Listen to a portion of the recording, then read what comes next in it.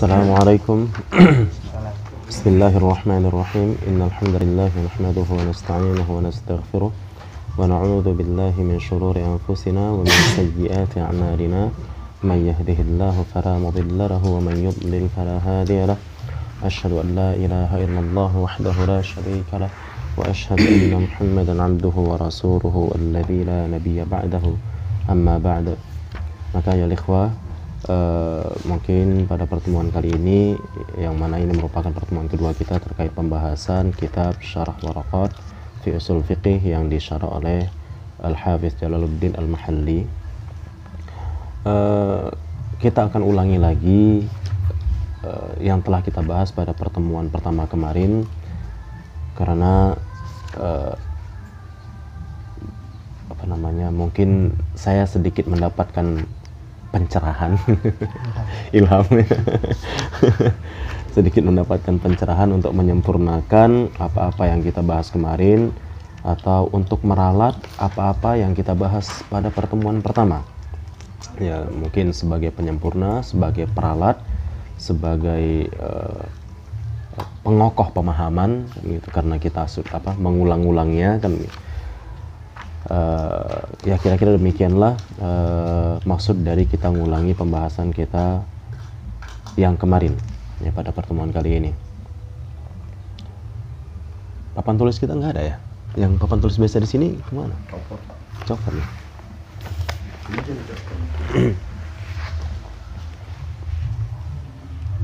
Nah jadi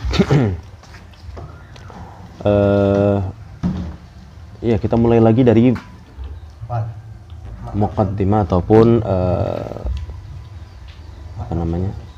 muqaddimahnya muallif ya. Di sini beliau katakan Bismillahirrahmanirrahim wa ma taufiqi illa billahi wa sallallahu ala sayyidina Muhammad. Jadi dia mulai dengan bismillah, kemudian dia mulai dengan memuji Allah, dan dia lanjutkan dengan mengucapkan salawat kepada Nabi Muhammad sallallahu alaihi wasallam. Qala umdatul muhaqqiqin Ruhlatul Fuqaha'i wal Usuliyin Abu Abdillah Jalaluddin Al-Mahalli Al-Misri Al-Syafi'i taghammadahu Allahu ta'ala bi rahmatihi wa askanahu fasihu jannatihi wal muslimin. Nah,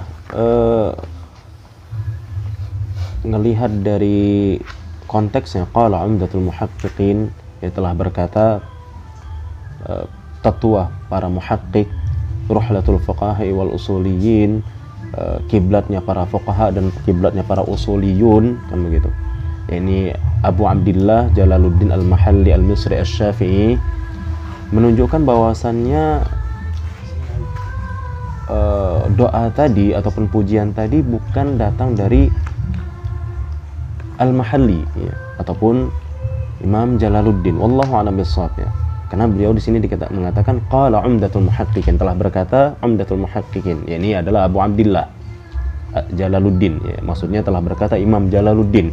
Berarti wa ma taufiqi illa billahi wa sallallahu ala sayyidina Muhammad atau bismillahirrahmanirrahimnya, berarti itu ucapan si Mu'tanin ya. Kemungkinan besarnya demikian ya. Sepakat? Setuju itu? Berarti itu ucapan si Mu'tanin. Ini Bismillahirrahmanirrahim wa ma taufiqi illa billahi wa sallallahu ala sayyidina Muhammad qala umdatul muhaqqiqin, berarti ini ucapan Mu'tanin atau ucapan si Imam Jalaluddin sendiri dengan dia mengatakan qala umdatul muhaqqiqin. Rasanya kan nggak mungkin dia berkata demikian, qala umdatul muhaqqiqin ruhlatul fuqaha'il usuliyyin, di mana dia menceritakan dirinya sendiri kan gitu kan. Karena kan di sini isinya Abu Abdillah ataupun Imam Jalaluddin telah berkata, kan begitu. Apakah mungkin Imam Jalaluddin sendiri yang berkata dia telah berkata gitu? Mafhum kira-kira? Nah, jadi kalau kita meyakini bahwa ungkapan qala umdatul muhaqqiqin ruhlatul fuqaha'il usuliyyin Abu Abdillah dan seterusnya ini bukanlah ucapan yang datang dari Imam Jalaluddin, berarti bismillahirrahmanirrahim wa ma taufiqi illa billahi wa sallallahu ala sayyidina Muhammad juga bukan ucapan dari dia, barangkali ya, wallahu alam. Gimana? Ya barangkali, karena beliau karena di sini konteksnya ataupun tulisannya Qala Umdatul Muhaqqiqin, ya kan gitu. Petuah para muhakkik, ya, tetuah para muhakkik telah berkata, kiblatnya para fuqaha, kiblatnya para usuliyun telah berkata. Apakah mungkin dia sendiri berkata demikian? Anda saya apanya? Cetaknya. Mu'taninnya kan? Iya, mu'tanin ataupun seperti itu. Kalau Syekh al-Alamah fuqaha afdal mutakhirin. iya, betul kan? Jadi bisa jadi wa ma taufiqi illa billahi itu bukan datang dari Imam Jalaluddin Al-Mahalli, wallahu a'lam. Ya, kalau secara konteksnya, ya, jika kita lihat secara konteksnya sepertinya sih demikian, ya. Nah, kemudian bahkan dia mendoakan taghammadahullahu ta'ala birahmatihi, mendoakan si Imam Jamaluddin. Jalaluddin, ya. Taghammadahullahu ta'ala birahmatihi. Semoga Allah mengaruniakan rahmatnya. Kan gitu. Wa askanahu fasiha jannatihi wal muslimin. Mungkinkah dia mendoakan dirinya sendiri dengan doa seperti ini? Dan kalaupun memang iya, seharusnya taghammadani, kan gitu ya. Taghammadanillahu ta'ala birahmatihi wa askanani, kan begitu semestinya, ya.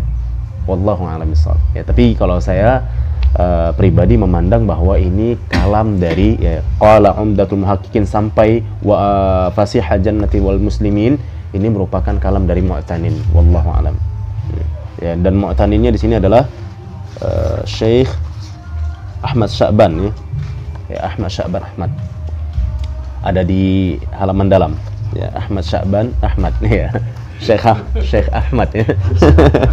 Ya, Ahmad Sya'ban Ahmad. Nah, demikian. Lalu apa isi perkataan dari Imam Jalaluddin? Nah, ini dia baru masuk isi perkataannya. Hadhihi waraqatun qalilatun tashtamilu ala ma'rifati fusulin min usulil fiqhi yantafi'u bihal mubtadi' wa ghairuhu. Inilah baru mungkin mulai pernyataan Imam Jalaluddin itu sendiri, yang mana ungkapan Imam Jalaluddin ini juga terkandung di dalamnya matan daripada matan daripada Imamul Haramain, ya. Ya, matan daripada Imam Al-Haramain. Nah, jadi hadhihi waraqat ini merupakan lafaz Imamul Haramain. Qalilatun merupakan lafaz Imam Jalaluddin, kan begitu, dan seterusnya. Ya, yang merah-merah itu, ya, kalau di buku kita ini ditandai dengan yang merah-merah itu merupakan lafaz dari sahibul matan ataupun Imamul Haramain, sementara yang hitamnya itu adalah lafaznya dia. Nah, jadi dia mengulangi, ya, membaca ulang matan al-waraqat ataupun matannya Imamul Haramain dengan menyelipi kalimat-kalimatnya beliau sebagai syarah bagi matan tersebut. Nah, kira-kira demikian. Wallahu a'lam. Jelas di sini? Sampai di sini ada pertanyaan? Jadi bismillahirrahmanirrahim wa ma taufiqi illa billahi, kemudian wa sallallahu ala sayyidina Muhammadin. Qala Umdatul Muhaqqiqin Ruhatul Fuqaha wal Usuliyin Abu Abdullah Jalaluddin Al-Mahalli Al-Misri Asy-Syafi'i taghammadahullahu ta'ala birahmatihi wa askanahu fasiha jannati wal muslimin. Ini merupakan lafaznya Mu'tanin, kemungkinan besar. Berarti bismillah yang di atas itu baru Imam Haramain, ya. Nah, bismillah yang di atas adalah bismillahnya Imam Haramain. Wallahu a'lam. Iya. Itu bismillahnya Imam Haramain. Tapi bisa jadi juga bismillah yang ada di sini ini merupakan bismillahnya Imam Jalaluddin. Ya, cuma hanya saja sekaligus digunakan oleh si Mu'tanin sebagai awalan dia, ya, barangkali demikian. Jadi bismillahnya bisa jadi itu juga datang dari Imam Jalaluddin, hanya saja wa ma taufiqi illa billahi sampai wa askanahu fasiha jannatihi wal muslimin, ini merupakan kalamnya Mu'tanin, ya, yang menghimpun buku ini, kan begitu. Nah, demikian.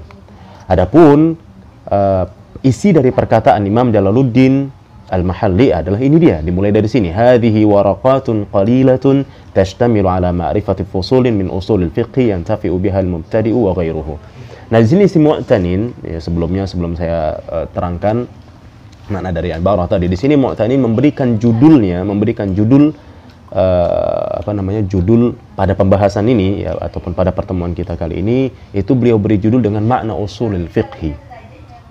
Ini makna usulul fiqh. Saya yakin judul ini diberikan oleh Mu'tanin, ya, bukan datang dari Imam Jalaluddin atau apalagi dari Imamul Haramain. Ya, jadi di sini beliau beri judul dengan makna usulul fiqh. Nah, apakah benar memang ini dapat dinyatakan ataupun dapat dijuduli dengan makna usulul fiqh? Coba kita buktikan setelah kita baca ibarah-ibarah yang ada. Bukan apa tadi? Bukan yang wama taufiqi illa billah itu bukan dari jalal ini, wama taufiqi illa billahi wa sallallahu alaihi wasallam Muhammad wa ba'du langsung hadhihi waraqatul billah. Kan biasa mukaddimahnya sih. Karena di sini dikatakan wa ma taufiqi. Ya. Maksudnya Jalaluddin sih aku. Jalaluddin. Seharusnya dari awal qala umdatul muhaqqiqin, ya kan, qala umdatul muhaqqiqin wa ma taufiqi illa billahi wa sallallahu, semestinya kan gitu kan? Berarti ya udah pasti. Ya kan, seharusnya qala umdatul muhaqqiqin itu berada di atas semestinya. Ya. Kalau memang ini bahagian dari lafaznya Imam Jalaluddin. Adapun kenapa bismillah tidak diletakkan di bawah, karena dia sekalian meminjam sebagai permulaan dianya juga, wallahu alam ya. Cocok? Ya, tapi bagus ya, dikritisi aja apa-apa yang ataupun diutarakan aja pandangan-pandangan yang antum miliki. Ya, supaya bisa menjadi pertimbangan juga bagi saya. Kan begitu. Baik, jelas? Nah, kemudian tadi sampai pada penjelasan saya bahwa ibarah yang akan kita bacakan ini diberi judul dengan makna usulul fiqhi. Yang mana makna ini memang nggak akan kita temui dalam naskah-naskah yang lain. Judul ini tidak akan kita temui di dalam naskah-naskah yang lain, apalagi di naskah matannya. Ya, ini makna usulul fiqh ini. Ya, jadi bisa saya yakinkan bahwa judul makna usulul fiqh ini merupakan judul yang diberikan oleh Mu'tanin. Yang bahasa Indonesianya adalah makna daripada usul fiqh. Maksud usul fiqh, pengertian usul fiqh. Iya, definisi usul fiqh, ta'rif usul fiqh, itulah maksud dari makna usul fiqh. Nah, jadi ibarah-ibarah yang akan kita bacakan ini berkaitan dengan makna usul fiqh. Oleh karena itulah beliau beri judul dengan makna usul fiqh. Ya, sekarang kita terjemahkan ibarah yang kita bacakan tadi. Hadhihi waraqatun qalilatun. Ini merupakan lembaran-lembaran. Ini adalah halaman-halaman. Qalilatun. Ditegaskan oleh oleh syarih ataupun Imam Jalaluddin dengan qalilatun, yang berarti hanya beberapa halaman. Ya, qalilatun, yang sedikit. Jadi ini adalah halaman-halaman yang sedikit. Yang berarti kalau bahasa kita biasanya ungkapan kita ini adalah beberapa halaman. Kan gitu ya. Karena adanya kata qalilah. Ini adalah beberapa halaman. Tashtamilu ala ma'rifati fusulin min usulil fiqhi. Yang isinya adalah pengetahuan terhadap fasal-fasal dari usul fiqih. Ya, fasal itu bahagian-bahagian. Ya, bahagian-bahagian yang berisi pembahasan-pembahasan. Kan begitu. Daripada permasalahan usul fiqih. Nah, demikian. Jadi halaman ini yang hanya terdiri dari beberapa saja, ya, karena di sini beliau tegaskan dengan qalilah. Kira-kira dari mana pemahaman qalilah ini muncul? Buat-buatan atau bagaimana? Ya, karena memang faktanya kalau kita lihat ataupun kalau kita baca matannya hanya terdiri dari halaman-halaman, hanya terdiri dari halaman yang sedikit, kan gitu ya. Iya, hanya beberapa lembar saja.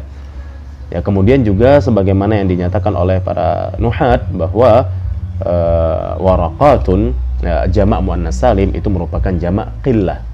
Walau terkadang juga digunakan sebagai jamak kithrah atau kusrah ya bahasanya. Nah, demikian. Jadi karena termasuk jamak qillah berarti ya beberapa halaman. Jadi ini adalah beberapa halaman yang berisi pengetahuan terhadap fasal-fasal dari usul fiqih. Yantafi'u bihal mubtadi wa ghairuh. Yang mana para mubtadi, pelajar pemula ataupun pemain sekalipun, kan begitu ya, atau pelatih sekalipun, kan, itu bisa mengambil manfaat darinya, bisa mengambil ibrah darinya, bisa mengambil pelajaran darinya, bisa memetik faidah, bisa menambah pemahaman dan semisalnya. Dengan kita membaca ataupun mempelajari waraqat ini, ya, halaman-halaman ini yang terdiri dari beberapa saja. Demikian. Wadzalika ay lafdhu usul al-fiqh, wadzalika ay lafdhu usul al-fiqh muallafun min juz'aini. Dan kata beliau wadzalika, dan kata dzalika musyaru ilaihnya adalah lafaz usul fiqih. Ya, di situ beliau terangkan secara langsung musyaru ilaihnya adalah lafzu usulul fiqh. Ya, usulul fiqh. Nah, wadzalika muallafun min juz'aini. Ya, ini terdiri daripada tersusun, ya, muallaf, ini muallaf. Jadi lafaz usul fiqih muallaf, tersusun. Jadi yang kita bilang, yang disebut dengan muallaf ini dia. Ya, inilah yang namanya muallaf, karena memang terdiri dari juz'ain. Ya, muallaf min juz'aini, dari dua bahagian. Ahaduhuma al-usul, ya. Bahagian yang pertamanya adalah usul, ya. Wal akhar, dan bahagian yang satunya lagi adalah al-fiqh. Mufradaini. Mufradaini, yang keduanya itu bersifat mufrad, ya, yang pada setiap bahagiannya itu bersifat mufrad, mufradaini. Jadi saya ulang sekali lagi, wadzalika ai lafdhu usul fiqih, ya, lafdhu usul fiqih muallaf min juz'aini, ahaduhuma usul wal akhar al fiqh. Yang satunya adalah lafaz usul, yang satunya lagi adalah lafaz fiqih. Nah, jadi oleh karena itulah kita katakan dia muallaf min juz'aini mufradaini, ya, yang masing-masing juznya mufradaini, ya, masing-masing juznya mufradaini, ya, ini mufrad, ya, masing-masing juznya mufrad, ya, juz usul, ya, juz yang pertama usul mufrad, juz yang kedua al-fiqih mufrad. Loh, kok mufrad, ini kan jamak. Nah, baik. Kemudian beliau menjelaskan di sini minal ifradi muqabilit tarkibi, yang mana kata mufrad itu berasal dari kata ifrad yang merupakan lawan daripada tarkib. Jadi bukan la tasniyati wal jam'i, bukan lawan dari tasniyah wal jama'. Jadi bukan ke situ arahnya. Tapi maksudnya bahwa setiap bahagiannya, ya, setiap bahagiannya yang mana tadi terdiri dari dua bahagian, nah setiap bahagiannya itu mufrad. Bahagiannya itu mufrad, bukan tarkib. Nah begitu. Jadi setiap bahagiannya itu mufrad, bukan tarkib. Mafhum? Tapi dan kata mufrad yang dimaksudkan di sini bukanlah maksudnya lawan dari musanna dan jama'. Ya. Karena faktanya kita lihat di sini bahagian yang pertama justru jama'. Lalu kenapa dibilang mufrad? Nah, maka mufrad yang dimaksudkan di sini lawan dari tarkib, di mana setiap bahagian dari dua bahagian tersebut itu tidak tarkib, tapi mufrad, tidak berupa tarkib. Apakah ada bahagian yang dia itu tarkib? Ya pastinya, pasti sangat ada. Ya, yang bahagian itu dia tarkib. Contohnya apa namanya? Kalam syartiyah. Ya, kalam syartiyun, di mana kalam syartiyun terdiri dari dua juz, ya kan? Juz syarat dan juz jawab syarat. Di mana juz syarat itu terdiri dari tarkib, bukan terdiri dari mufrad. Begitu juga dengan jawabnya yang terdiri dari tarkib, bukan terdiri dari mufrad. Nah, ini lafaz usul fiqih itu juga terdiri dari dua juz, ya, terdiri dari dua juz, tapi masing-masing juznya itu mufrad, bukan tarkib. Jelas? Mafhum yang dimaksudkan oleh penulis? Paham ya? Baik, jadi masing-masing juznya itu mufrad. Maksudnya sebuah kosakata, ya, terdiri dari satu kata, tidak terdiri dari susunan kata. Ya. Usul satu kata, al-fiqh satu kata. Nah, kemudian kalau kita bertanya, apakah ada satu juz itu terdiri dari beberapa kata ataupun berupa susunan? Ya pastinya, itu sangat-sangat bisa kita dapati. Nah, di sini ditegaskan oleh musannif bahwa kata usul fiqih ataupun lafaz usul fiqih itu terdiri dari dua juz yang masing-masingnya mufrad. Nah, demikian. Wal mu'allafu yu'rafu bima'rifati ma ullifa minhu. Wal mu'allaf ada alif lam. Berarti yang mana yang dimaksudkan? Iya, ini dia. Ya, tadi kita sudah jelaskan bahwa ini kita sebut dengan mu'allaf. Kenapa kita bilang mu'allaf? Karena memang terdiri dari 2 juz. Kan gitu. Yang masing-masing juznya adalah mufrad. Maksudnya ghairu tarkib. Kan begitu. Nah, kemudian kata beliau wal mu'allaf. Nah, usul fiqh ini sebetulnya itu dia. Wa usulul fiqhi. Sebenarnya dia mau bilang begitu. Ya. Wal mu'allafu yu'rafu bi ma'rifati ma ullifa minhu. Jadi usulul fiqhi itu, ya, lafaz usul fiqhi itu ataupun al-mu'allaf tersebut itu dapat dikenali dengan mengetahui susunan-susunan yang ada. Ya. Dengan mengenali susunan-susunan yang ada. Ma ullifa minhu. Ya. Jadi al-mu'allaf ataupun usulul fiqhi itu bisa kita kenali, dapat kita fahami, bisa kita ketahui dengan mengetahui apa saja yang ada di dalamnya. Ma'ullifa minhu, apa saja yang tersusun darinya.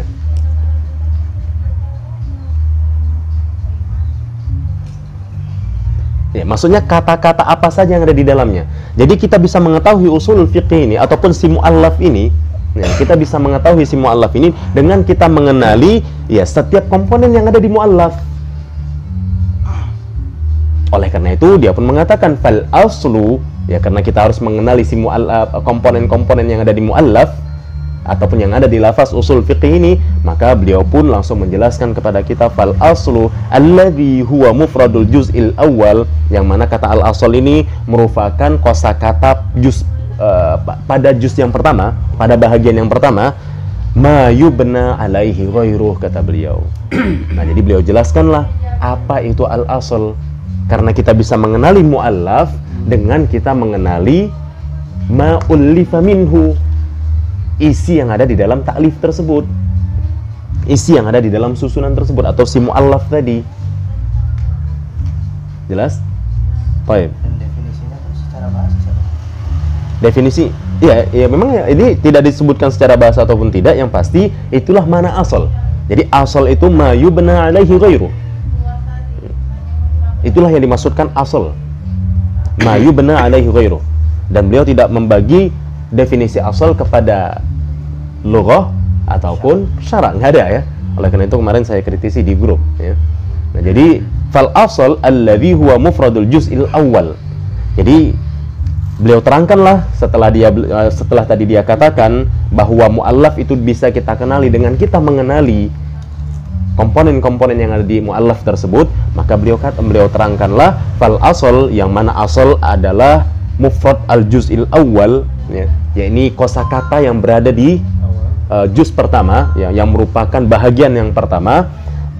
Definisinya ialah ma yubna alaihi ghairu, sesuatu yang selainnya itu dibangun di atasnya dia. Jadi asal adalah sesuatu atau apa saja yang selain dari apa saja dibangun di atas apa saja tersebut. Ya, apa saja, ya, inilah kita anggap sebagai apa saja atau sesuatu yang selainnya, ya selain si apa saja dibangun di atas, ya selain apa saja, ya ini kita anggap selain apa saja, ya, ini si apa saja, ini selain si apa saja, kan gitu. Jadi apa saja dibangun di atas apa saja. Jadi apa saja dibangun di atas apa saja, selainnya dibangun di atas apa saja. Jadi yang disebut dengan asal adalah sesuatu ataupun apa saja yang selain apa saja dibangun di atas apa saja. Nah, berarti yang mana yang asal?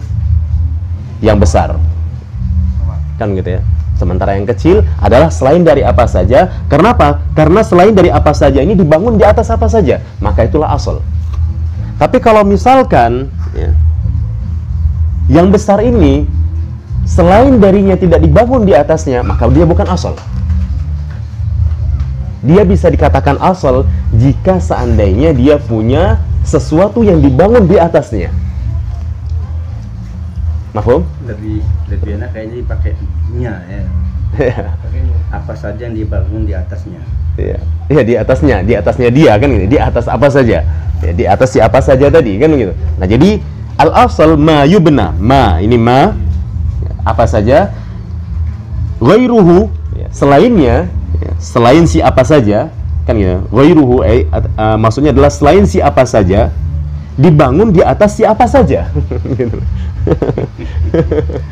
Jelas kira-kira? Jadi sesuatu selainnya dibangun di atasnya. Itulah dia simpelnya sebenarnya. Nah, antum harus biasa mencermati lafaz-lafaz seperti itu. Ya, ibarat-ibarat seperti itu. Jadi sesuatu yang selainnya dibangun di atasnya. Sesuatu dibangun di atasnya selainnya. Kan begitulah kira-kira. Nah, mafhum ya? Nah, itulah yang disebut dengan asal. Nah, kalau berdasarkan gambar ini berarti yang asal adalah yang besar. Kenapa? Karena selain dari yang besar ini dibangun di atas yang besar tersebut. Maka itulah al-asal. Dalam gambar ini nggak harus dia besar ya, nggak harus sesuatu si asal itu besar. Ini hanya gambaran ataupun visualisasi saja. Jelas? Mafhum sampai di sini? Yang dimaksud dengan asal? Ka'aslil jidar, seperti misalkan asal jidar. Di mana apa? Di mana jidar adalah selain daripada sesuatu yang dia dibangun di atas sesuatu tersebut. Jadi jidar ya, selain daripada sesuatu yang dia dibangun di atas sesuatu tersebut. Nah, begitu. Jadi sesuatu yang dibangun di atasnya sesuatu selainnya, maka itulah yang disebut dengan asal. Maka aslul jidar ya itu kita sebut dengan pondasinya, ya, kan begitu. Ai asasihi. Ya, contohnya seperti aslul jidar, ai asasihi, ini pondasinya dia. Nah, jadi pondasi itu karena sesuatu selain daripada pondasi dibangun di atas pondasi, maka pondasi disebut dengan asal. Tentunya aslul jidar, dasarnya si jidar kan gitu. Jadi sesuatu yang dibangun di atasnya bagi si jidar gitu. Nah, silakan. Bagaimana kalau misalnya sesuatu itu yang asasnya dibangun di atasnya lagi, tapi yang asas yang dibangun di atasnya lagi ini dibangun lagi di atasnya, apakah yang asas yang kedua ini termasuk asas juga atau bagaimana? Tetap ya, tetap dikatakan asal karena definisi asal adalah ma yubna alaihi ghairu. Jadi segala sesuatu yang dibangun di atasnya itu termasuk dasar bagi si atasnya. Iya, jika memang seandainya sesuatu itu dibangun di atasnya, dibangun berdasarkannya dia gitu loh, maka itu adalah asal bagi sesuatu, bagi selainnya, bagi selain dirinya. Jadi misalnya gini, yang seperti kalau kita bangun 1, 2, dan 3. Kalau yang paling atas kondisi yang ini berarti ini tidak menjadi pondasi yang paling atas. Oh enggak lah, kan begini, ini sebuah jenis, dimana jenis ini adalah selain daripada jenis ini suatu jenis ya, ini suatu jenis. Kemudian ada sesuatu yang lainnya, dimana sesuatu ini, kemudian ada sesuatu lagi ya, dimana sesuatu ini bukan bahagian darinya, kan bukan bahagian dari jenisnya dia.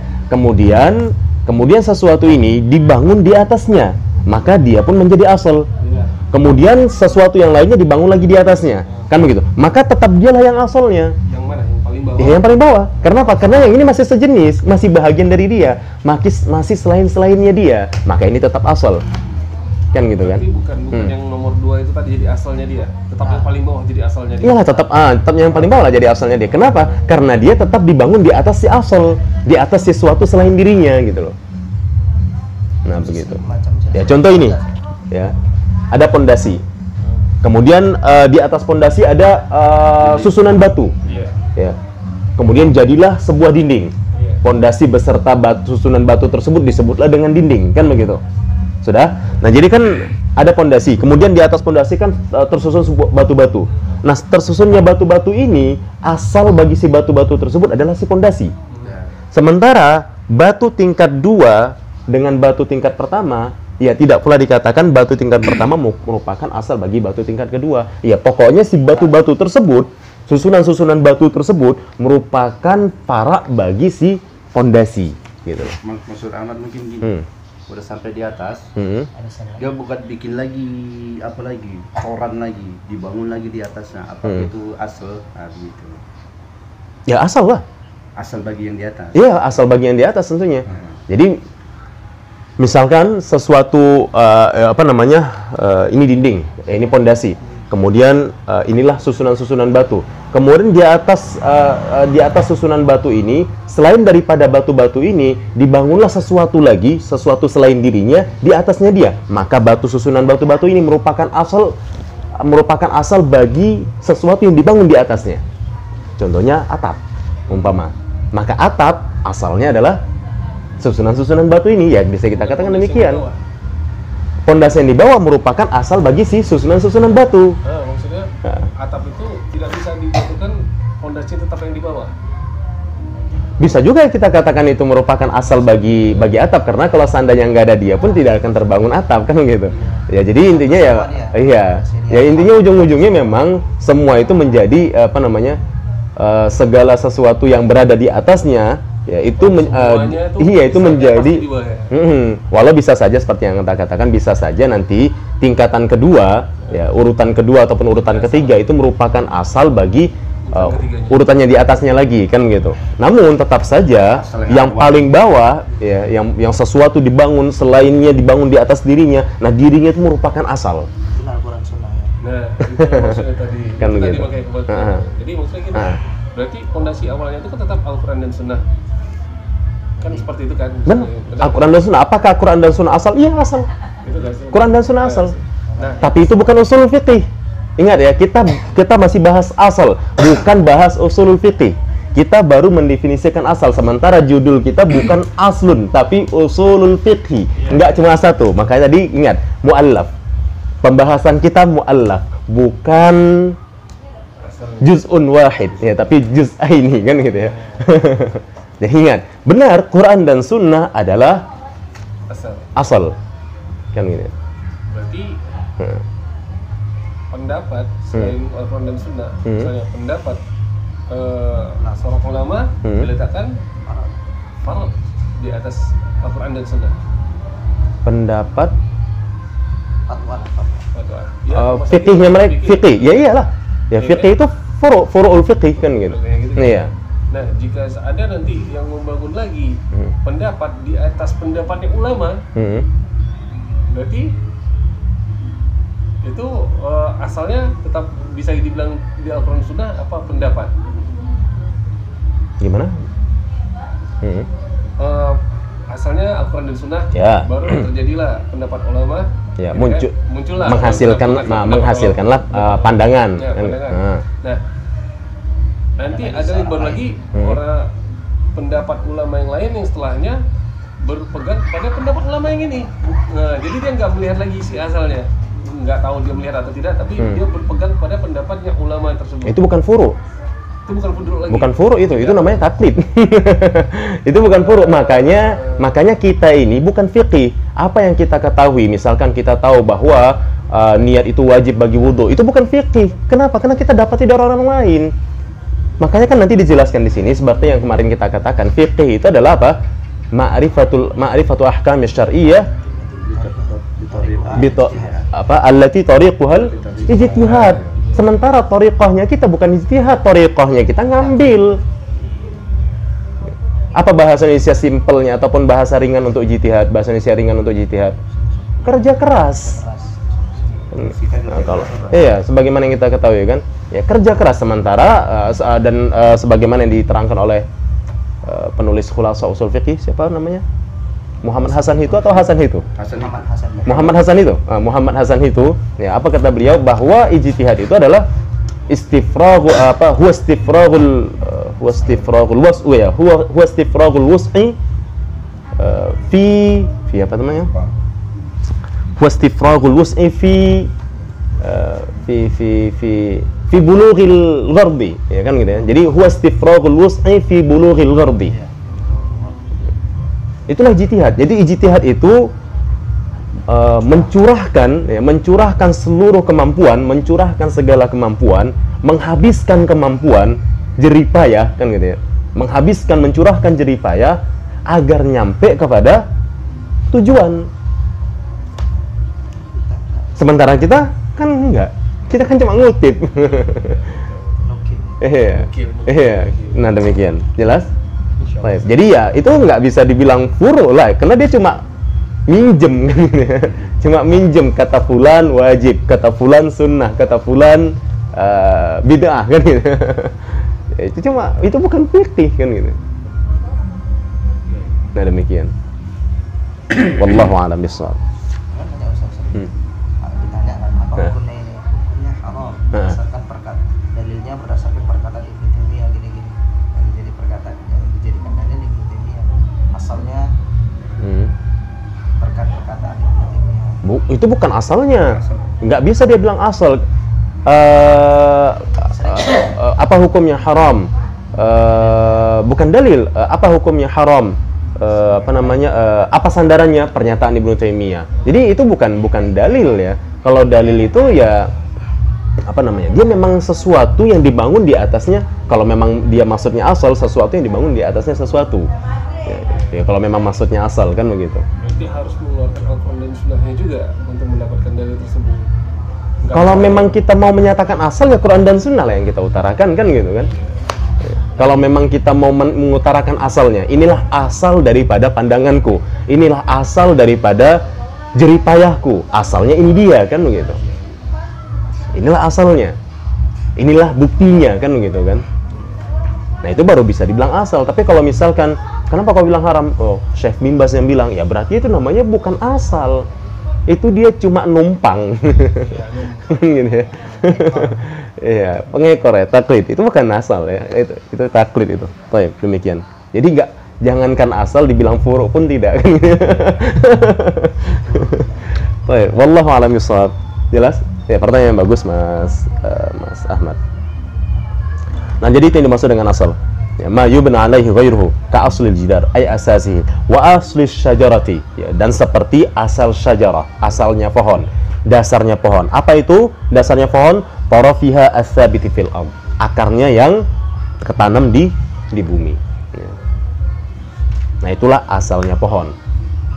Nah berarti asalnya fikih sudah mulai tergambar oleh kita, ya. Berarti asalnya fikih itu sudah mulai tergambar oleh kita, karena tadi setelah kita memahami makna daripada asal, ya kan begitu ya, dan setelah kita memahami dan setelah diberikan contoh-contoh penggunaan kata asal, ya seperti aslul jidar, yang mana aslul jidar itu adalah pondasinya si jidar. Nah berarti aslul fiqih ya berarti adalah pondasinya si fiqih, yang mana fiqih ya itu kan dibangun di atasnya, kan demikian. Wal far'u, seperti yang pernah saya katakan kemarin ataupun saya terangkan kemarin, ya sebenarnya ini bukanlah bahagian dari mu'allaf, ya, ataupun bahagian dari lafaz usulul fiqih. Namun beliau terangkan al-fara' karena sebagai muqabil usul, kan gitu, muqabil asal. Dan gunanya diterangkan, faedah daripada menerangkan muqabil asal adalah untuk lebih memantapkan pemahaman kita terhadap asal. Karena saat kita mengetahui lawan kata daripada sesuatu, ya, dengan mengetahui juga lawan kata dari sesuatu tersebut, maka pemahaman kita terhadap sesuatu tadi itu akan lebih kokoh. Nah demikian, wallahu a'lam. Ya itulah mungkin tujuan muallif membawakan penjelasan al-fara' yang merupakan lawan daripada al-asal. Ya, itulah faedah yang bisa saya dapatkan. Namun wallahu a'lam, ya. Tapi apapun ceritanya, ya apapun faedahnya, memang benar kalau dikatakan ini istidrad, melebar ya, kan gitu. Karena memang bukan bahagian darinya. Wal far'u alladhi huwa muqabil al-asal, katanya.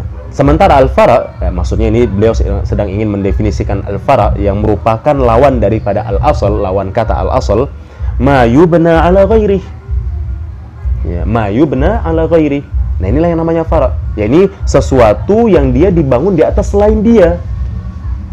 Sesuatu yang dia dibangun di atas selain dia, dari di atas selain sesuatu tersebut. Nah itulah yang namanya fara'. Berarti yang kecil inilah yang namanya fara'. Kenapa? Karena ini adalah sesuatu yang dia dibangun di atas selain dia. Tapi nggak harus kecil ya. Karena ini hanya visualisasi. Gambar hanya pemanis gitu ya, gimana? Kan demikian, jelas ya Pak? Baik, itulah yang dimaksud dengan al-fara'.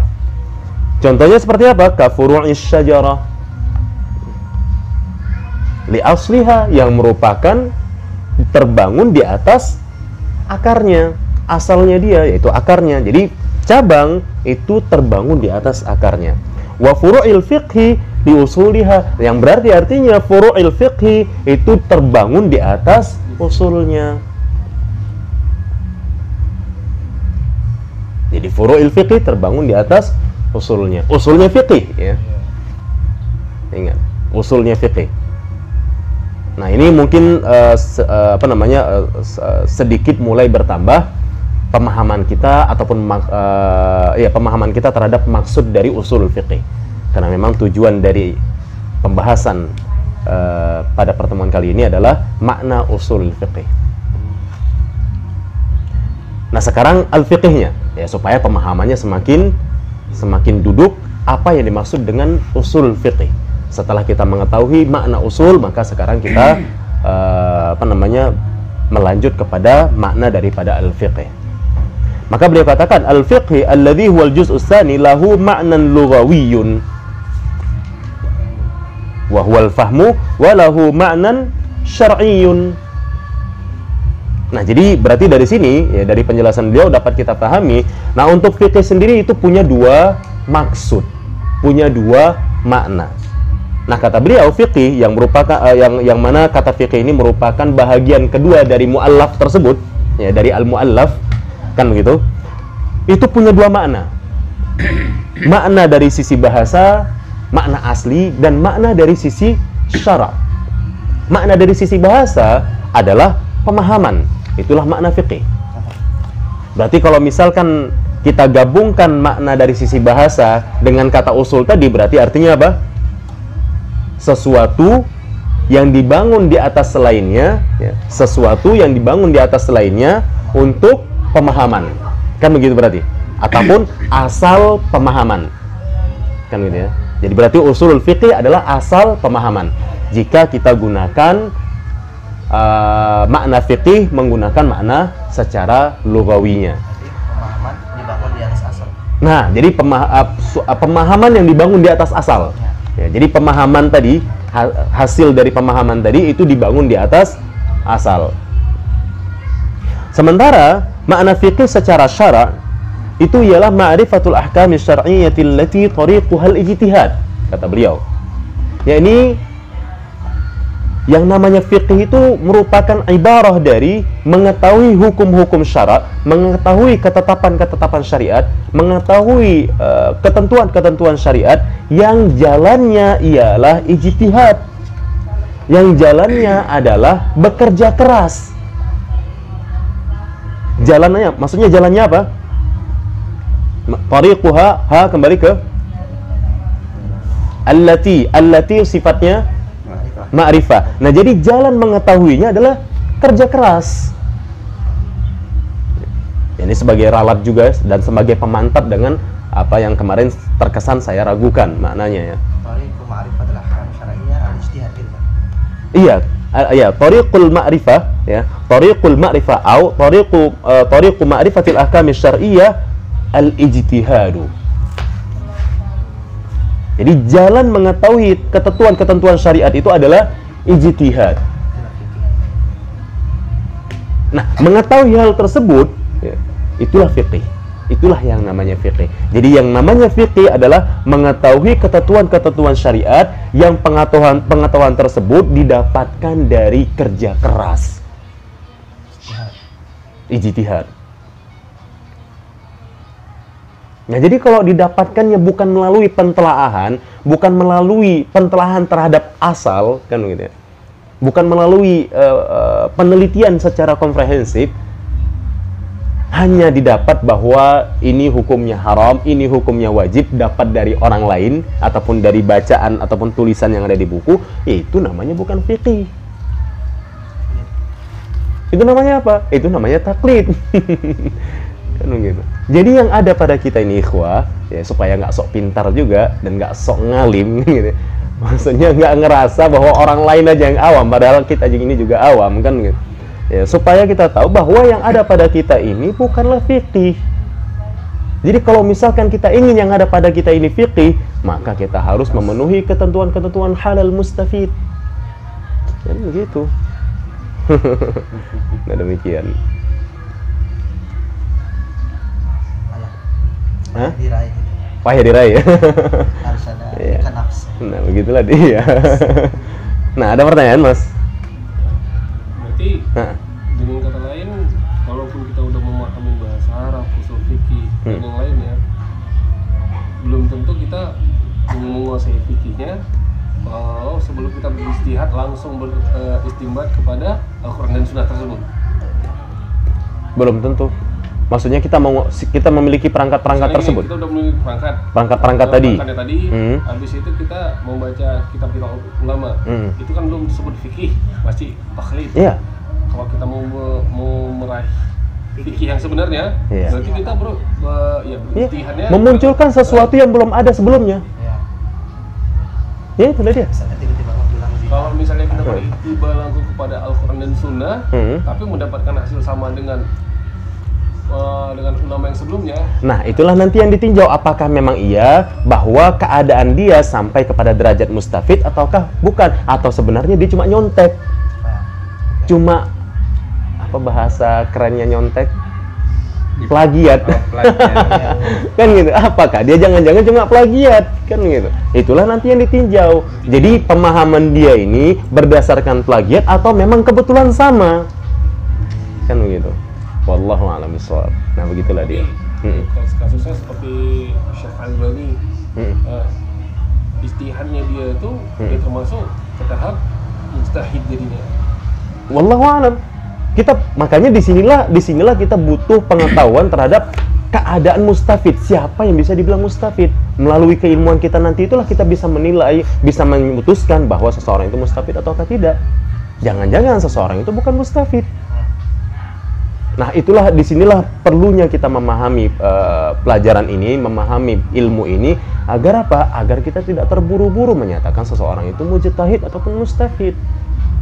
Jangan-jangan kita selama ini terlalu terburu-buru bilangkan seseorang itu mustafid dan mujtahid, sehingga akhirnya apa?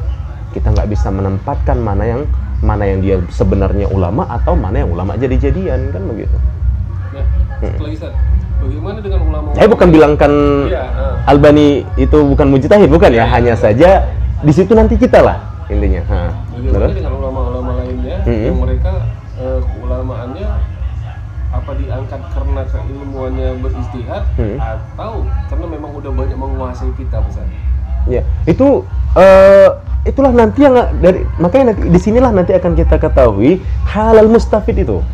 Disinilah nanti ya jawabannya ada di sini. Nah nanti perlahan-lahan Anda akan mengetahui ketentuan-ketentuannya, keadaan-keadaan yang bisa disebut dengan mujtahid. Ya, disinilah dia. Iya. Nah, iya bisa jadi dia hanya valid. Nah nanti disitulah kita menilainya. Nah begitu. Inilah perangkat untuk kita menilainya kan. Salah satu pembahasan yang ada di usul fikih adalah itu dia. Ini ada perangkat ya yang kita bisa menilai keadaan si mustafid. Nah begitu. Wallahu a'lam bishawab. Jelas? Ya pertanyaan yang bagus tapi. Mafhum ya? Nah jadi saya ulangi sekali lagi bahwa fikih ya kita masuk ke juz yang kedua ataupun bahagian yang kedua dari si muallaf, yaitu al-fiqh, yang mana fiqh itu maknanya ada dua macam, ada dua makna, ada dua maksud ya.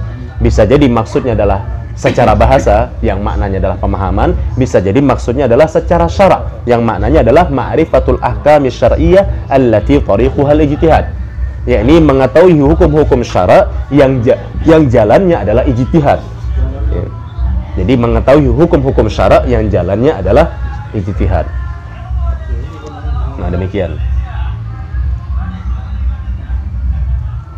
Ya tinggal mungkin pertanyaannya barangkali apa itu hukum syara', kan begitu. Ya nanti akan dijelaskan juga oleh beliau yang dimaksud dengan hukum syara' itu apa. Nah jadi mengetahui hukum-hukum syara' yang nanti beliau akan terangkan apa itu hukum syara'. Ya, jadi mengetahui hukum-hukum syara' yang jalan kita mengetahui hukum-hukum syara' tersebut adalah ijtihad, kerja keras. Nah, kerja keras seperti yang sudah saya sebut, seperti yang disebutkan ataupun seperti yang saya nukilkan dari Muhammad Hasan itu, ya ini adalah wastifrahul wus'i fi bulughil gharad. Ya ini mencurahkan seluruh kemampuan, menghabiskan seluruh jeripaya untuk mencapai tujuan. Nah demikian. Wallahu a'lam. Nah, jadi pertanyaannya, ya, al-mu'allaf yaitu yang lafaznya adalah usulul fiqih. Nah, fiqihnya ini fiqih yang lughawi atau fiqih yang syar'i? Iya, tentunya kata fiqih yang ada di mu'allaf ini itu merujuk kepada makna syara'. Bukan merujuk kepada makna bahasa. Nah, berarti artinya kalau tadi usul itu adalah sesuatu yang dibangun di atasnya selainnya, kan gitu. Nah, berarti sesuatu yang dibangun di atasnya untuk mengetahui hukum-hukum syara' yang jalannya adalah ijtihad. Nah, jadi artinya apa? Asal bagi pengetahuan terhadap hukum-hukum syariat yang jalannya adalah ijtihad. Nah, itu jadi sebuah asal. Nah, berarti artinya usul fiqih ini adalah usulul fiqih ini adalah sesuatu yang kita anggaplah ilmun, kan gitu ya. Kita katakanlah di sini ilmun. Ya. Nah, jadi berdasarkan definisi tadi, ya, berdasarkan definisi bagi masing-masing juznya, ya, kan begitu. Berarti usul fiqih itu adalah sebuah ataupun sesuatu ataupun sebuah perangkat ataupun ilmu, ya kan gitu ya, sebuah ilmu ataupun sebuah perangkat yang untuk menghasilkan furu'. Begitu. Apa dia ini? Kan gitu. Ya, nanti beliau akan jelaskan juga apa dia ini ataupun definisi sesungguhnya daripada usul fiqih ini. Ya, namun kita sudah tergambarlah apa yang dimaksud dengan usul fiqih. Yang walau nanti beliau akan terangkan lagi apa yang dimaksud dengan ataupun definisi asli daripada usul fiqih ini atau yang ini nih. Ya. Nah, apa ini dia? Ya, tapi kita sudah ketebak bahwa usul fiqih ataupun asal bagi mengetahui ataupun asal bagi pengetahuan terhadap hukum-hukum syara' yang jalannya adalah ijtihad ataupun kerja keras. Nah, ini sebuah perangkat ataupun sebuah ilmu yang menghasilkan si furu'ul fiqih, ya, furu'ul fiqih. Nah, begitu. Ya, yang menghasilkan furu'ul fiqih. Nah, jelas untuk di sini? Baik, tapi sebelum kita lanjutkan yang ke permasalahan ini, ya, di sini kita bacakan dulu contoh-contoh yang diberikan oleh musannif terkait al-fiqih. Ya, contoh ini contoh fiqih ya, bukan contoh usul fiqih. Ingat, ini contoh fiqih. Contoh fiqih yang yang makna dari syara'. Contoh fiqih yang makna dari syara', bukan makna dari bahasa ya. Apa contoh fiqih yang makna dari syara'? Apa tadi makna dari syara'? Iya, ma'rifatul ahkam syar'iyyah allati tariquhal ijtihad. Nah, contohnya, contoh dari pengetahuan terhadap hukum-hukum syara' yang jalannya ijtihad adalah seperti al-ilmu bi anna niyyata fil wudu'i wajibatun. Ya, afwan, salah intonasi. Al-ilmu bi anna niyyata fil wudu'i wajibatun. Jadi keilmuan terhadap bahwa niat di dalam wudu itu adalah wajib. Ini contohnya. Nah, ini contoh fikih. Ya, ini keilmuan kita, ya, keilmuan seseorang terhadap bahwa niat di dalam wudu itu adalah wajib, itulah yang namanya fikih. Contoh lain, ya, annal witra mandubun. Keilmuan kita, keilmuan seseorang terhadap bahwa witir itu adalah sunnah, adalah dianjurkan, inilah yang namanya fikih. Yang mana dia ketahui ini, yaitu annal witra mandub, itu melalui jalan kerja keras. Contoh lain, wa anna niyyata minal laili syartun fi shaumi Ramadan. Contoh lain, wa anna zakata wajibatun fi mali sabi. Contoh lain, wa anna zakata ghairu wajibatin fil hulliyil mubah. Contoh lain, wa anna al-qatla bi muthaqqalin yujibul qisas. Nah, ini didapati melalui kerja keras. Wa nahwi dzalik, dan sebagainya, min masailil khilaf,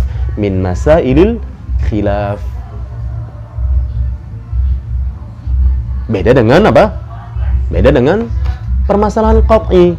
Bi khilafi ma laisa tariqatul ijtihad. Berbeda halnya dengan yang dia bukan jalannya melalui ijtihad. Contohnya apa? Kal ilmi bi anna shalawatil khamas wajibah wa anna zina muharram. wa nahwi dzalika minal masailil qat'iyyah. Nah, jadi bedakan ijtihadiyah dengan permasalahan qat'iyyah, masail ijtihadiyah dan masail qat'iyyah. Bedakan kedua permasalahan itu. Nah, maka permasalahan ijtihadiyah ini tidak mudah untuk kita nyatakan sebuah kebid'ahan karena thariqah al-ijtihad, bukan masalah qat'i. Nah, inilah gunanya salah satu faedah dari kita mempelajari dan memahami secara seksama tentang ilmu usul fiqih. Di mana apa? Kita lebih dewasa di dalam menyikapi dan lebih ya lebih terlihat keilmuannya jadinya begitu loh. Ya karena apa? Karena thariqah al-ijtihad. Jadi tidak mudah dan tidak bisa serta-merta kita nyatakan ataupun kita keluarkan seseorang itu dari Ahlus Sunnah wal Jamaah. Kalau memang itu bahagian dari ijtihad, thariqah al-ijtihad. Laisa min masail al-qat'iyyah. Kan begitu. Jadi wa nahwi dzalik, dan yang semisal dengan hal tersebut, yaitu semisal dengan anna shalawatil khamas wajibah, anna zina muharram, min masailil qat'iyyah, yang termasuk masalah-masalah qat'iyyah. Nah, apa saja masalah-masalah qat'iyyah? Nah, ini silahkan bahas, silahkan kaji mana saja yang termasuk permasalahan qat'iyyah. Intinya permasalahan permasalahan ijtihadiyah min masailil khilaf. Memang permasalahan khilaf. Nah, permasalahan qat'iyyah ini yang baru namanya tidak ada khilaf padanya. Bahkan yang menyelisih permasalahan qat'iyyah ini, ya sebagian ulama menyatakan kafara, kan begitu. Wallahu a'lam. Fala yusamma fiqhan. Jadi permasalahan fiqhiyah, permasalahan qat'iyyah itu enggak kita namakan fiqih berdasarkan ta'rif ataupun definisi fiqih tadi. Fal ma'rifatu huna al-ilmu bi ma'na dhann. Dan kata ma'rifah yang ada di definisi tadi itu maknanya adalah al-ilmu yang bermakna dhann. Jadi ada ilmu bimakna dhann, ada al-ilmu bimakna yaqin. Nah, al-fiqih tadi yang di dalamnya terdapat kata-kata ma'rifah. Nah, ma'rifahnya itu adalah al-ilmu bimakna dhann, laisal ilm bimakna yaqin. Wallahu a'lam bishawab. Ah? At-Taftazani yang di bawah itu. Imam At-Taftazani apa? Dijelaskan sama dia. Ada beberapa kharaja biqail. Mana itu? Ini. Wa nahwi dzalik, wa nahwi minal masail qat'iyyah fala yusamma fiqhan fal ma'rifatu huna al-ilmu. Oh ya. Fal ma'rifatu huna al-ilmu bima'na dhann. Fa kharaja biqaidil ahkamil ilmi bi ghairiha min adz-dzawati was sifati. Oh ini dengan adanya kata-kata apa namanya?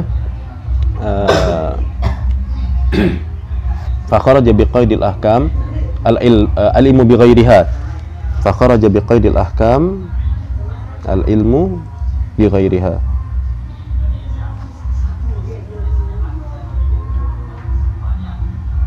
Ya, jadi beliau menjelaskan di sini kan, ini titik nih, Mas. Jadi fa kharaja biqaidil ahkam ini penjelasan lain lagi nih. Iya, jadi fa kharaja biqaidil ahkam, jadi beliau menjelaskan di definisi tadi kan ada kata-kata ahkam tuh. Nah, kata-kata ahkam itu mengecualikan selain pengetahuan selain dari ahkam, seperti misalkan pengetahuan terhadap zat-zat, pengetahuan terhadap sifat-sifat, itu bukan ahkam namanya kan gitu. Ya, itu penjelasan yang lain ya. Tapi kalau misalkan mau membaca penjelasannya beliau, silahkan, menurut saya itu juga bagus.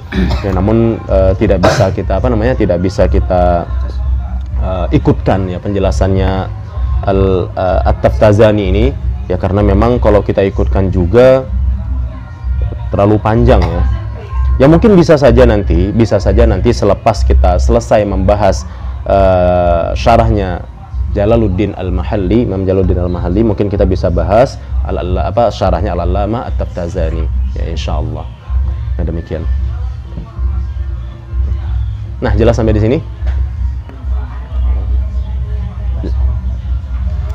Nah, jadi berarti kembali kepada usul fikih tadi, lafaz usul fikih setelah kita bacakan penjelasan tersebut. Karena sampai di sini selesailah pembahasan kita terhadap terhadap judul makna usul fikih.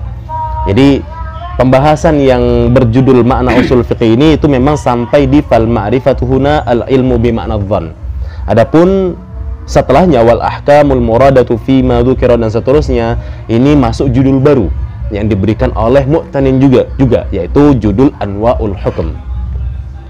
Nah, oleh karena itu jadi kita cukupkan sampai di sini pembahasan kita, ya bisa dibilang berarti memang mengulangi apa yang kita bahas kemarin ya. Jadi silahkan mau dihapus yang kemarin atau mau ditimpah saja, terserah lah.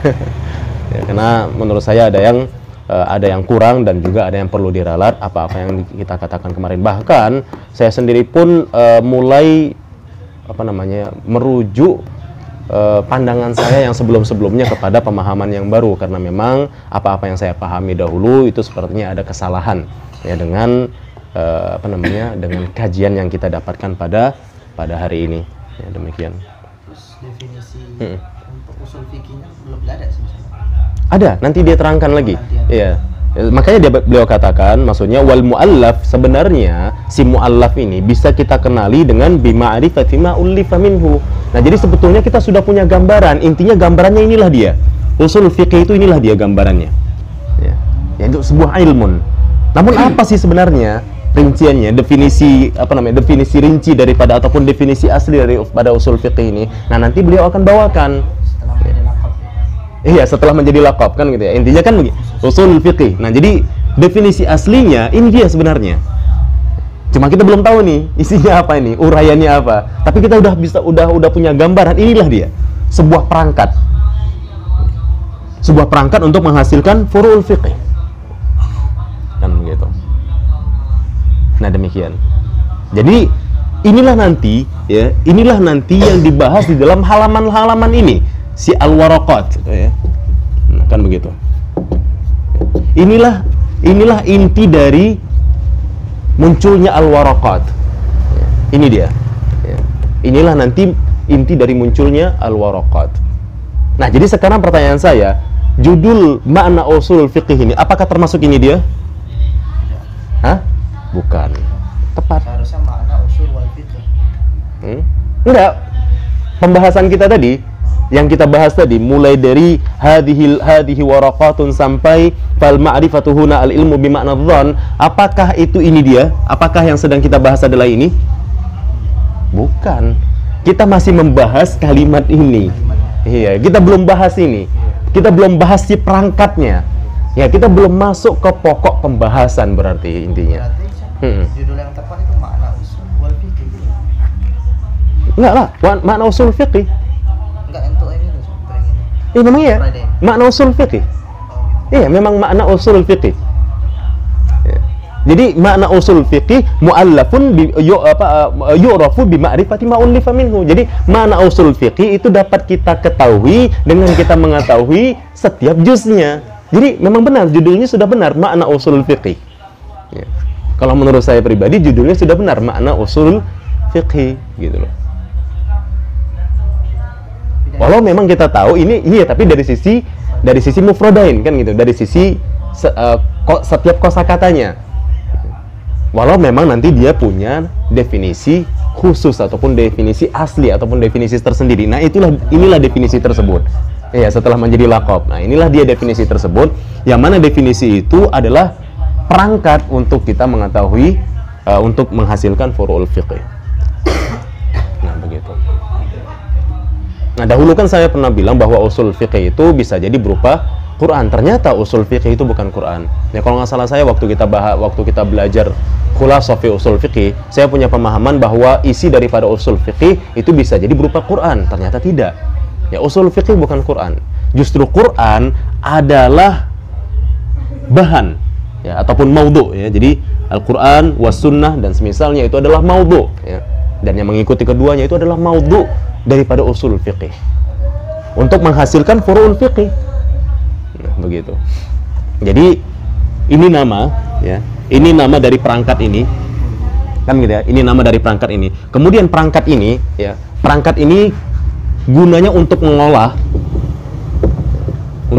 Quran, sunnah dan sebagainya, sehingga dari sini menghasilkanlah furu'ul fiqih. Yang mana tadi apa? Furu'ul fiqih ya dimaksudkan adalah menghasilkan al-fiqh, yang al-fiqh adalah ma'rifatul ahkam asy-syar'iyyah. Ya inilah nanti di sini wajib ya. Jadi melalui perangkat ini yang mana bahannya, ataupun misalkan kalau laboratorium itu apa namanya itu? Ininya itu. Ya, airnya itu apanya namanya itu. Nah, itulah itunya kan gitu ya, bahan-bahannya. Jadi bahan-bahannya dia itu adalah ini kan gitu. Kemudian ketika ini nanti diolah, oleh dengan melalui perangkat ini, maka terhasilkanlah ini. Nah, demikian. Wallahu a'lam. Paham kira-kira? Tapi ini Ustaz ya, kok kemudian saya yang mudanya ini ya. Apa namanya, usul fikih itu resepnya. Kalau yang Al-Quran dan Sunnah itu bahannya, hasilnya furuknya. Jadi Resep itu apa? Kayaknya Resep itu itu rumusnya nggak resep. ya, resepnya itu lah rumus kan. Usul fikih kan resep, jadi ya rumus dia. Jadi dia lah itu yang kalau nanti ini jadi takaran ini segini ini jadi nanti donat. Ini segini, Bahannya ini jadinya Al-Quran. ini. Tapi bahannya tetap Al-Quran dan Sunnah. Rumusnya seperti Resepnya itu lah usul fikih. Resep itu apa ya? Masih belum paham saya resep. Rumus lah bisa dibilang Ustaz. Rumusnya. Betul ya? Rumus. mungkin resep ini bahan ini dicampur dengan ini dikocok ini begini. blender rumusnya itu. Wah, ini cara membuatnya lah ini. Bahan-bahan Jadi itu Quran dan Sunnah mulai diolah dengan resep tadi sehingga mencetak. Ya bisa jadi lah ya. Mungkin usul fikih itu mungkin bisa dipadankan dengan resep untuk membuat sesuatu tadi ya. Wallahu alam ya, apakah bisa dipadankan demikian? Resep rumusnya itu seperti apa namanya, masak mansuk itu lah Ya itu dia. apa Ya kalau anda yang sudah pernah tahu kan, nah itulah dia. Jadi am khos, inilah dia itu. Ya, am khos, kemudian mutlak muqayyad, kemudian nasikh mansukh, inilah dia nih. Nah nanti nasikh mansukh mutlak atau sebagainya itu lagi segalanya itu. Nah itu kita gunakan untuk memahami ini kan gitu. Iya, kita gunakan untuk memahami ini yang kemudian nanti menghasilkan ini gitu loh ya. Jelas kira-kira? Itulah yang namanya usul fikih. Jadi dari situ saya semakin menyadari bahwa ya usul fikih itu gak ada Quran di situ, tidak ada hadis di situ, ya nggak ada. Kenapa? Karena yang dibahasnya di situ adalah dalil-dalil ijmal gitu. Yang dibahasnya di dalamnya, jadi yang ada di dalamnya itu merupakan dari bukti-bukti ijmal gitu. Jadi bukti-bukti ijmal ini yang kita bahas. Jadi perangkat ini sebuah bukti ijmal, dalil ijmal. Sementara kalau misalkan Quran itu dia dalil tafsili. Jadi misalkan seperti contoh wa aqimus shalah, itu tafsili bukan ijmal. Nah begitu. Atau wa atuz zakah, itu tafsili, itu rinci dia, bukan ijmal. Nah demikian. perangkatnya terus Nah wa aqimus shalah wa atuz zakah itu kan Quran. Nah jadi Quran tadi itu kita masukkan ke laboratorium ini, kemudian menghasilkan wajib, sunnah, mungkin rumusnya itu kan begitu. amru yaqtadil wajib gitu. Nah seperti itulah dia itu. Itulah dia. Itu rumus. Nah ya, jadi rumusnya al-amr, an-nahyu, an-nasikh, al-mansukh, al-mutlaq, al-qiyas dan sebagainya kan gitu. Al-mutlaq, al-muqayyad, al-qiyas dan selainnya, al-istishab. Ya itulah dia itu. Ya, inilah si perangkat tadi itu, si ilmun tadi. Jelas kira-kira? Jadi ya ini namanya, ya kan? Kemudian nama ini sebenarnya ini isinya. Ya, jadi nama ini isinya yaitu sebuah perangkat, ya kita namakanlah di sini ilmun. Lalu ilmun ini kita gunakan untuk ini, ya. Kita gunakan untuk memahami ini, kan gitu. Kemudian dari situ terhasilkanlah ini. Yang mana ini berarti berasal dari sini. Jelas kira-kira? Baik, wallahu a'lam bishawab, billahi taufiq wa hidayah, wa akhiru da'wana alhamdulillahi rabbil alamin.